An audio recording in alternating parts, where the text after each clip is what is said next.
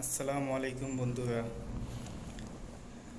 দেখেন, বাংলাদেশে এখন শীতের সিজন আর মালয়েশিয়া হচ্ছে বৃষ্টির রিজন।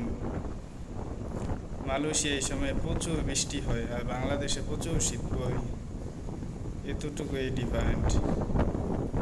আপনারা এই হাঁসটা দেখলে অনুমান করতে পারবেন কেমন বৃষ্টি হচ্ছে মালয়েশিয়াতে। দেখেন, আকাশটা কালো হয়ে গেছে।